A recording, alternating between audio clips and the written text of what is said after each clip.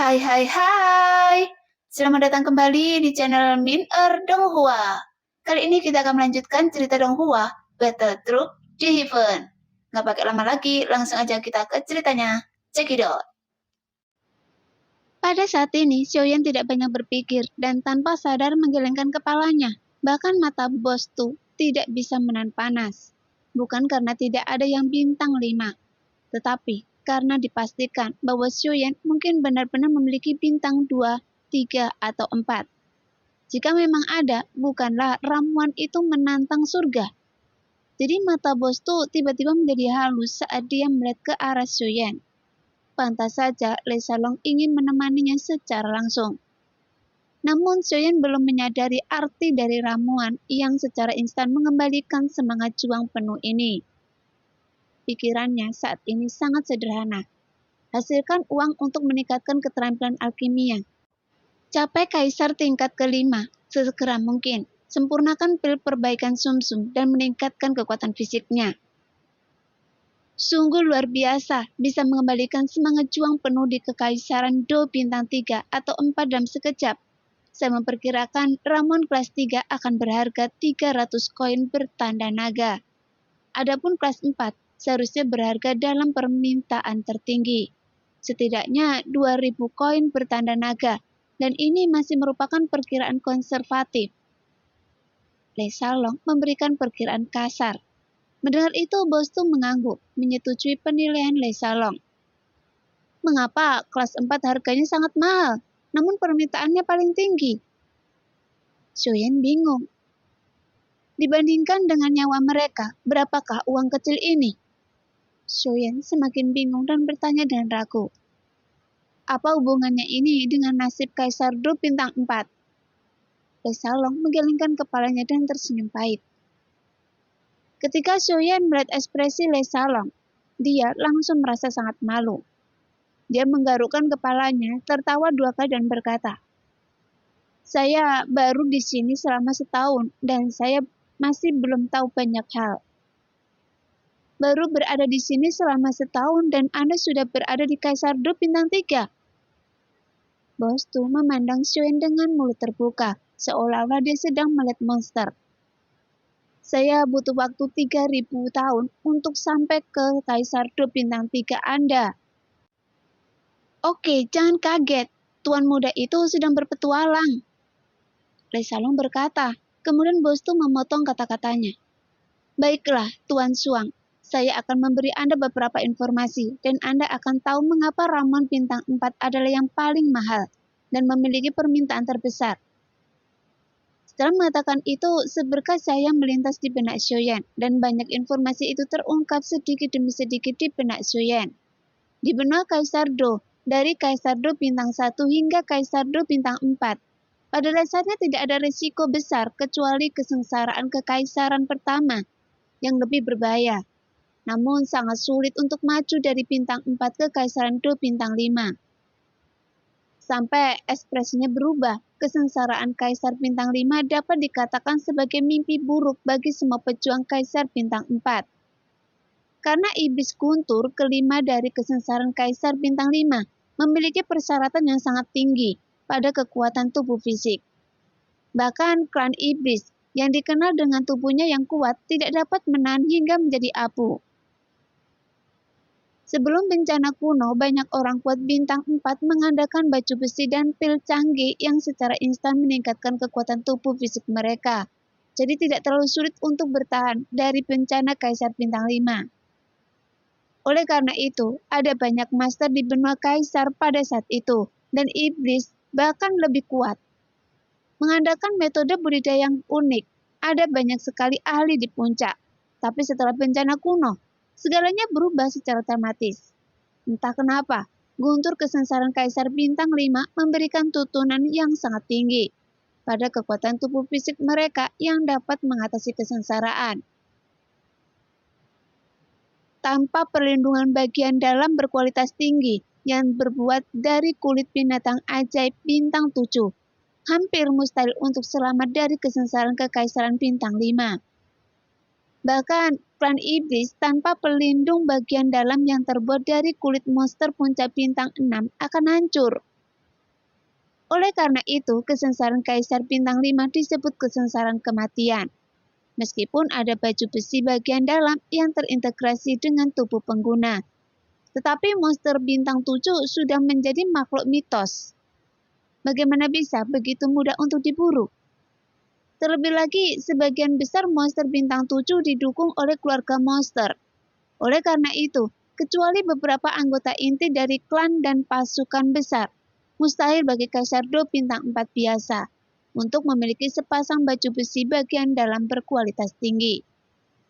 Dan hal yang paling menakutkan adalah kekaisaran Kaisar Bintang 5 tidak akan datang karena Anda tidak cukup kuat. Sejak Anda tiba di benua Kaisar Do, meskipun Anda hanya Kaisar Do Bintang 1, kesengsaraan Kaisar Bintang 5 akan datang 50.000 tahun lagi kepada Anda. Hal ini telah menyebabkan banyak orang di benua itu berhenti berlatih ketika mereka mencapai tahap akhir Bintang 4 atau periode puncak. Mereka mati-matian berusaha menghasilkan uang, mati-matian berusaha melawan monster secara langsung dengan tubuh mereka untuk meningkatkan kekuatan fisik mereka. Dan mati-matian mencari keberuntungan langka itu, agar bisa selamat dari bencana kematian. Namun kenyataannya kejam. Sebagian besar ahli Bintang 4 jatuh ke dalam guntur kelima dari bencana Kaisar Bintang 5. Jadi saat Xiaoyan menyerap informasi ini, dia berkeringat dingin. Pantas saja ramuan Bintang 4 harganya begitu mahal, dan peminatnya paling tinggi. Mereka bisa langsung mendapatkan kembali semangat juangnya dan menyelamatkan nyawanya dari saat-saat kritis. Jadi tiba-tiba Xiaoyan memahami kenapa Xiaoyan leluhur pertama, keluarga Xiao ingin bepergian. Apakah Anda mengerti? Le Salong bertanya ketika dia melihat mata Xiaoyan terbuka. Kemudian Xiaoyan mengangguk. Bukankah ada pil yang bisa mengatasinya? Seperti pil kesengsaraan. Xiaoyan memikirkan pil hati ungu. Resepnya menyatakan bahwa itu bisa sangat melemahkan kekuatan petir kelima dari kesengsaraan Kaisar Bintang 5. Meskipun kekuatan guntur kelima menjadi lebih kuat setelah bencana kuno, selalu ada kemungkinan untuk mengurangi kekuatannya. Tidak. Le Salong menggelengkan kepalanya. Sama sekali tidak. Jika ada, itu tidak akan disebut bencana kematian. Bagaimana seniornya bisa bertahan? Shen bertanya dan bingung. Berkat dukungan dari aliansi pedagang dan cinta dari presiden, saya mendapatkan sepasang pelindung dalam terbaik. Tanpa aliansi pedang, saya tidak akan pernah bisa bertahan. Kata-kata Le Salong penuh dengan rasa syukur. Alangkah baiknya jika ada pil yang bisa melemahkan kekuatannya. Jika ada, saya tidak tahu berapa nilainya. Kata Xiaoyan santai sambil menghela nafas. Namun bos Tu telah belajar dari pertanyaannya. Xiaoyan mengetahui tentang keberadaan ramuan Qingling dari He Dawen. Mengenai pil hati ungu, dari informasi yang baru dia pelajari, Xiaoyan tahu bahwa itu pasti keberadaan yang menantang surga. Dan dia tidak akan berani membeberkannya dengan mudah. Le Salong menatap Xiaoyan dengan waspada, hanya untuk melihat ekspresi penyesalan di wajah Xiaoyan. Jadi dia berhenti memperhatikan dan berkata, jika itu benar-benar ada, saya khawatir saya tidak bisa memperkirakan harganya. Senior tidak bisa memperkirakannya? Xiaoyan bertanya dan heran. Kalau benar adanya, pasti sangat tinggi, karena bahan obatnya juga terlalu langka. Pasti tidak mungkin bisa disuling dalam jumlah banyak. Karena permintaannya pasti akan begitu besar, dan mereka akan berebut. Jadi kemungkinan untuk mendapatkan harga setinggi langit. Bagaimanapun, Le Salong adalah asisten rumah lelang, jadi analisisnya masuk akal. Bagaimana? Apakah Anda hampir memahaminya? Le Salong mendapatinya bahwa percakapan itu telah memasuki obrolan ringan. Xiaoyan awalnya berencana untuk terus menanyakan informasi lebih lanjut kepada bos Tu, tetapi dia menyadari bahwa jika dia terus bertanya, dia mungkin akan membeberkan lebih banyak. Jadi dia mengangguk. Baiklah, bos Tu, teman saya ingin membeli beberapa bahan obat, jadi kami tidak akan mengganggu Anda. Terima kasih banyak.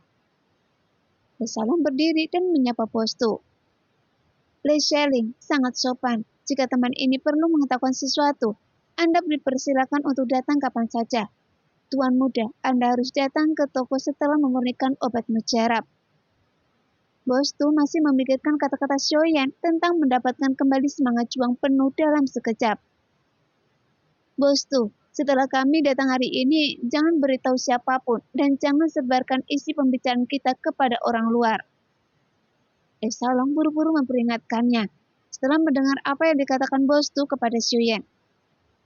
Dimengerti. Bos Tu setuju. Tuan muda, ayo pergi dan melihat bahan obat. Xiaolong menyapa Xiaoyan. Ini, Xiaoyan tidak bergerak.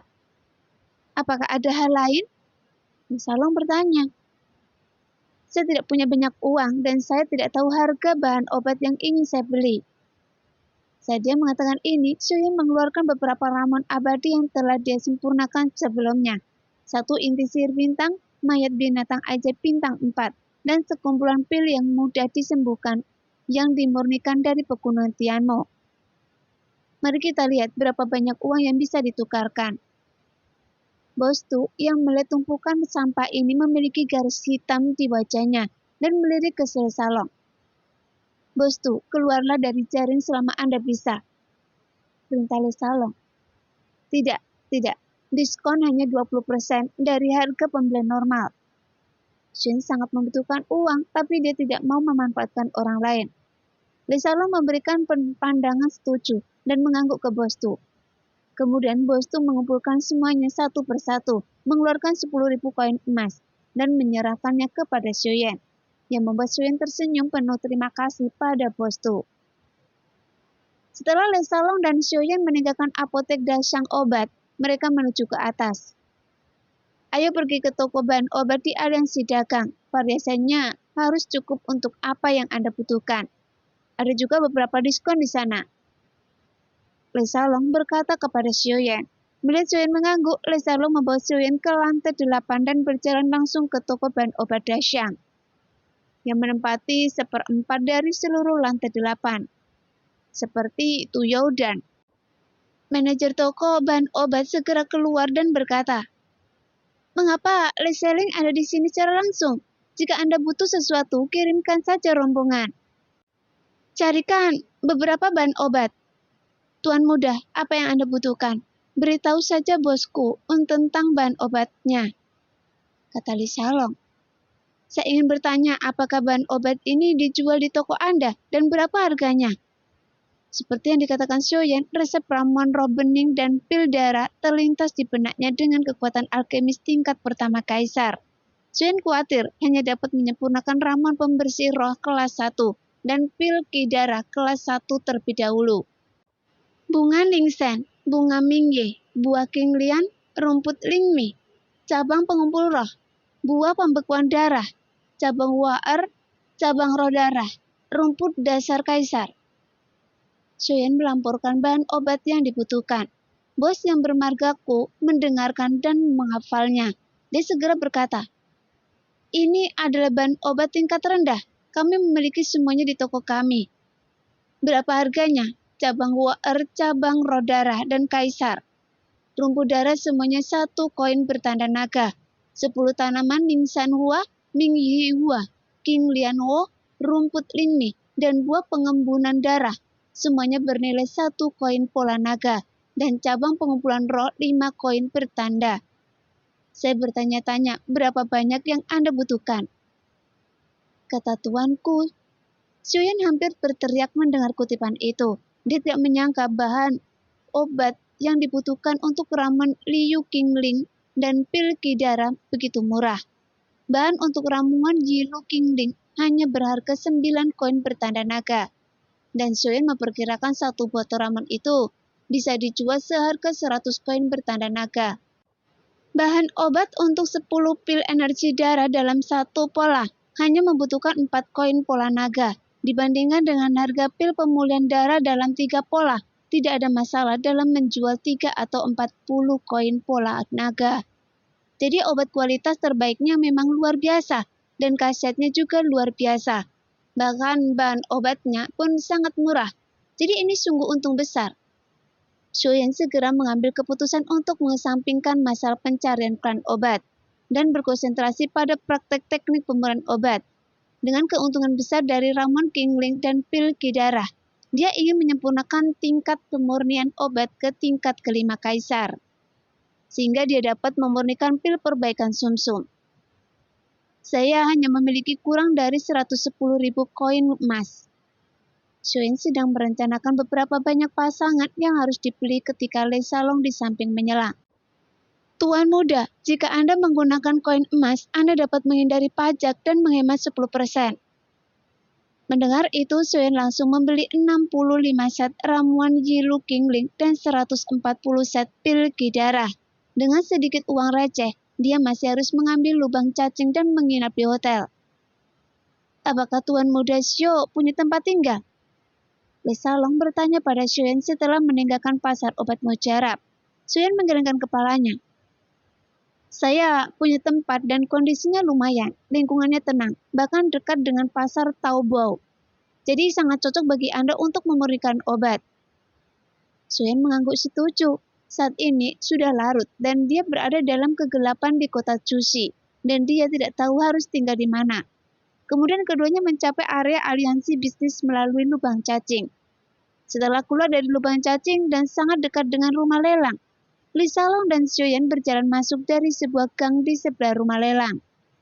Beberapa ratus meter jauhnya, mereka berbelok di tikungan dan menemukan halaman besar di halaman belakang rumah lelang. Dengan bangunan 3 lantai di tengahnya, pavilion bangunan tersebut dengan lebih dari selusin halaman pribadi kecil, yang sangat elegan dan tenang. Lei Salong mengatur agar Shoyan tinggal di halaman pribadi kecil dan kemudian bersiap untuk pergi. Tuan muda Xiao, silakan menetap dengan damai dulu. Jika Anda butuh sesuatu, pergilah ke rumah lelang dan temui saya secara langsung. Jika Tuan muda Xiao tidak keberatan, bisakah ramuan yang dimurnikan oleh Tuan muda diserahkan ke rumah lelang dahsyat kami untuk jual? Shoyan tersenyum dan mengangguk. Lagi pula, Shoyan ingin menyempurnakan ramuan itu untuk menjualnya. Jadi itu wajar baginya untuk menyerahkannya ke rumah lelang terbesar. Setelah mengucapkan selamat tinggal satu sama lain, Lei Salong pergi, karena dia harus melaporkan masalah tersebut dengan cepat. Setelah Lei Salong pergi, Shoyan berjalan ke halaman pribadi dan masuki ruangan. Meskipun kamarnya tidak terlalu besar, namun sangat bersih dan tenang. Shoyan berencana untuk segera mulai menyempurnakan ramuan itu. Jadi Shoyan duduk bersila dan dengan cepat mengembalikan kondisinya ke puncaknya. Kemudian dia perlahan membuka matanya dan melambaikan tangannya untuk mengeluarkan semua bahan obat untuk memurnikan cairan roh bening. Setelah Shoyan memindahkan semua perabotan ke sudut ruangan, cahaya merah muncul dari jari Shoyan. Dan dengan suara teredam, kuali obat berbentuk seperti api yang berkobar, berjongkok di dalam ruangan. Meski kuali obatnya terbuat dari kayu, namun bentuk dan auranya memancarkan sikap yang mendominasi dunia. Shoyan perlahan duduk dalam posisi bersila menghadap kuali obat yang menyala-nyala, dan selembar kertas krab menguning berisi suasana kuno diam-diam muncul di telapak tangannya. Di atas kertas krab kuno yang sudah menguning ini, tulisan cairan Kingling muncul dengan jelas. Cairan Kingling adalah sejenis ramuan cair, terbagi dari kelas 1, 2, dan 3. Meskipun ramuannya lebih rendah dari ramuan yang lebih tinggi, tapi cairan Kingling ini tidak sederhana. Dia dapat langsung memulihkan Kaisar Do bintang 2, 3, dan 4 secara penuh setelah pertempuran. Hal ini juga dapat dilihat dari penjelasan Kaisar Iblis Lama, bahwa Kaisar Iblis tua sangat memuji cairan Kingling. Bahkan di zaman kuno, itu adalah obat terbaik di antara ramuan tingkat rendah. Dan sekarang, Shoyan sedang membutuhkan uang. Jika ramuan ini dilelang, menurut perkiraan Lei Salong, satu botol kelas 1 bisa dijual sekitar 100 koin bertanda naga, yang akan mendatangkan banyak keuntungan bagi Shoyan. Setelah Shoyan melihat resep itu dalam diam dan mencatat semua isinya dalam-dalam di benaknya, Shoyan tidak banyak berpikir. Dia mengangkat telapak tangannya sedikit dan gumpalan api keluar dari ujung jarinya. Kemudian jari-jari Shoyan sedikit melengkung, dan dengan sentikan nyala api di jari-jarinya tiba-tiba berubah menjadi seberkas cahaya dan ditembakkan kembali dalam kuali kayu api. Pada saat yang sama, Energi pertarungan di tubuh Xiaoyan melonjak dan mengalir ke dalam kuali. Tiba-tiba, api yang berkobar segera menyala, dan nafas panas langsung memenuhi udara. Segera Xiaoyan melepaskan kekuatan jiwanya lagi, dan semua bahan obat di ruangan itu diurutkan secara berurutan dan perlahan ditangguhkan. Meskipun pemurnian cairan klinik sederhana, namun prosesnya cukup rumit. Bahan obat ini harus diekstraksi satu persatu dan kemudian dilebur sesuai prosedur yang ketat tanpa ada kesalahan.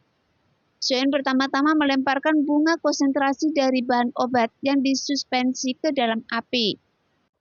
Begitu bunga konsentrat masuk ke dalam api, dia langsung terbakar dengan suara kicau dan berubah menjadi abu dalam sekejap.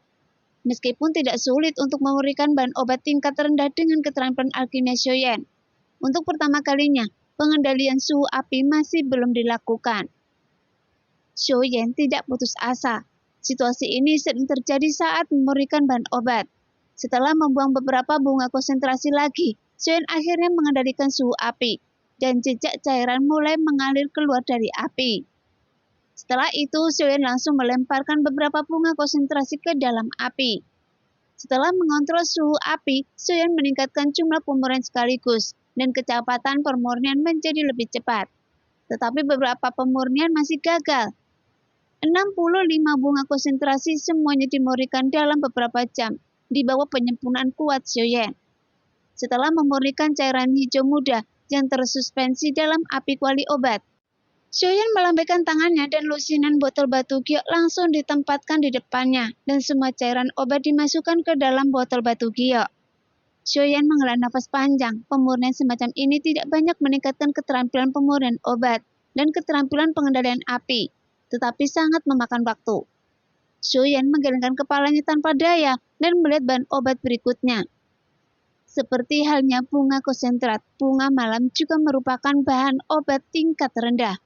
Xiaoyan jelas jauh lebih mahir kali ini, dan tingkat kegagalannya jauh lebih rendah daripada menyempurnakan bunga konsentrat. Xiaoyan duduk bersila di bunga malam yang gelap. Buah teratai bening dan rumput millet roh memurnikan masing-masing satu persatu. Sambil buru-buru mengendalikannya, dan bahan obat di dalam kuali juga berubah. Ekstraksi bahan obat tidaklah sulit, meskipun tingkat keberhasilannya agak rendah pada awalnya, secara bertahap menjadi semakin tinggi. Saat ini seluruh ruangan dipenuhi dengan botol batu giok dan aroma obat yang kuat keluar dari botol batu giok. Aroma obat ini membuat Xiaoyan mabuk dan bingung. Setelah bahan obat diekstraksi dan dipindahkan dengan dua jenis api surgawi, dan kemudian dibaptis dengan energi yang kaya dalam kuali ayu obat. Tanpa disadari, khasiat obat dari bahan obat tersebut meningkat pesat. Suatu hari berlalu, dan Xiaoyan akhirnya menyempurnakan 4 dari 5 ramuan obat, hanya menyisakan yang paling kritis. Cabang pengumpulan roh. Meskipun pemurnian bahan obat tingkat rendah seperti itu tidak membutuhkan banyak usaha. Jumlahnya banyak, jadi setelah memurnikannya tanpa henti sepanjang hari, Xiaoyan sudah sedikit lelah. Sambil menyeka keringnya di dahinya, Xiaoyan memejamkan mata dan harus memulihkan kondisinya terlebih dahulu. Tidak lama kemudian, Xiaoyan menyelesaikan pemulihannya, membuka matanya dan mengalihkan pandangannya ke cabang pengumpul roti yang ditangguhkan. Kemudian dia memfokuskan pandangannya dan melemparkan beberapa cabang pengumpul roh ke dalam api kuali obat. Untungnya, menyempurnakan cairan kingling 1 pola, 2 pola, dan 3 pola membutuhkan 5 jenis bahan obat. 4 diantaranya sama, semuanya membutuhkan bunga konsentrasi, bunga malam, buah teratai bening, dan rumput millet roh. Berbeda dengan cabang pengumpulan roh, dan ramuan yang dimurnikan akan memiliki satu warna dan corak lagi. Tentu saja energi yang terkandung di dalamnya juga akan sangat berbeda. Segera setelah cabang pengumpul roh dilemparkan ke dalam api, cabang tersebut terbakar oleh suhu api yang tinggi, meluas dengan cepat dan langsung meledak menjadi ledakan energi. Xiaoyan menggelengkan kepalanya sedikit dan dengan cepat menyesuaikan suhu api. Pemurnian cabang pengumpulan roh jelas jauh lebih sulit dibandingkan dengan bahan obat lainnya. Setelah membuang banyak waktu, Xiaoyan berhasil mengendalikan suhu api dan mulai memurnikannya selangkah demi selangkah. Namun dari waktu ke waktu, semburan suara menderu datang dari kuali obat, dan energi di dalam ruangan menjadi lebih kuat. Di ruangan yang panas, waktu terus berlalu, dan butuh 1 hari penuh bagi Xiaoyan untuk akhirnya menyempurnakan cabang pengumpulan roh. Setelah 2 hari berturut-turut pemurnian, langkah selanjutnya adalah melanjutkan ke penggabungan ramuan. Proses peleburan cairan Qingling tidak seperti ramuan lainnya, di mana semua ramuannya dilebur menjadi satu, melainkan totalnya ada 4 langkah, yaitu peleburan bunga Ningshen dan buah Qinglian, peleburan bunga Mingye dan rumput Lingmi, lalu peleburan bunga Qingling dan rumput Lingming. Yang pertama digabungkan dengan cara terakhir dan akhirnya cabang pengumpul roh digabungkan. Proses ini cukup rumit tetapi juga unik dan cerdik. Tidak heran Kaisar Iblis Tua berkomentar bahwa itu adalah sebuah karya jenius. Xiaoyan beristirahat sejenak, menarik nafas dalam-dalam, menyesuaikan diri, dan mengembalikan semangat juangnya ke puncaknya. Bagaimanapun ini adalah pertama kalinya cairan Qingling dimurnikan, jadi Xiaoyan cukup berhati-hati. Dia dengan lembut membalikkan telapak tangannya, dan dengan hati-hati memisahkan sejumlah kecil.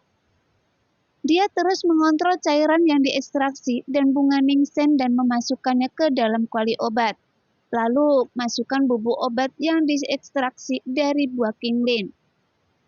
Segera setelah kedua bahan obat bersentuhan, kaset obat yang kuat menyebar. Xiaoyan dengan hati-hati mengendalikan bunga Ningshen dan buah Qingling, dan kekuatan jiwa segera dilepaskan, membentuk gelombang energi aneh di antara 2 bahan obat. Memadu perpaduan kedua bahan obat tersebut.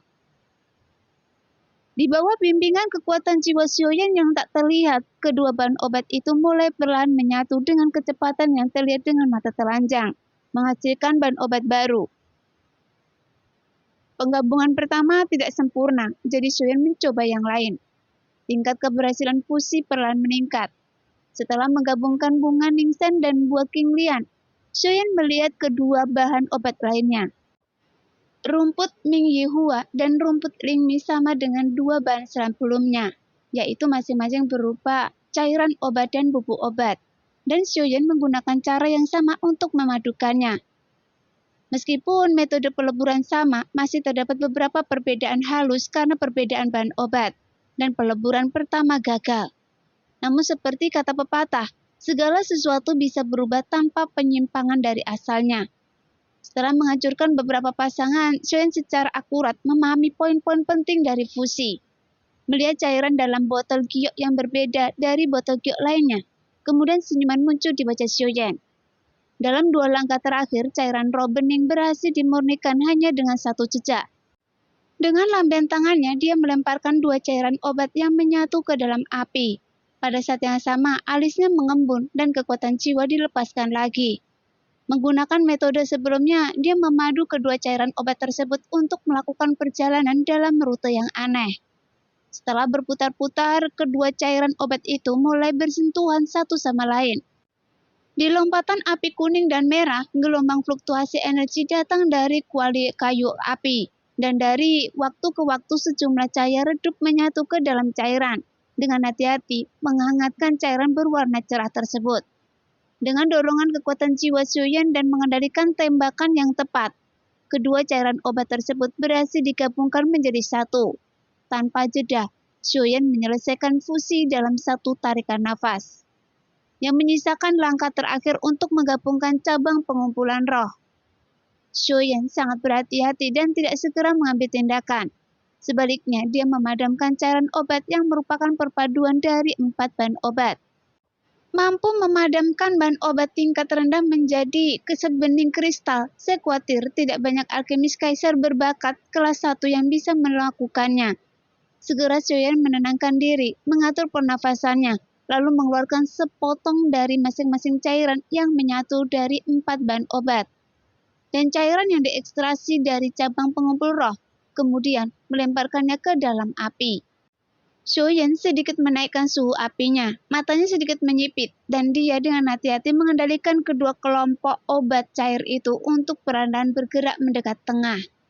Begitu kedua cairan itu bersentuhan, terdengar suara mendesis di persimpangan kedua cairan itu, jelas tidak bercampur.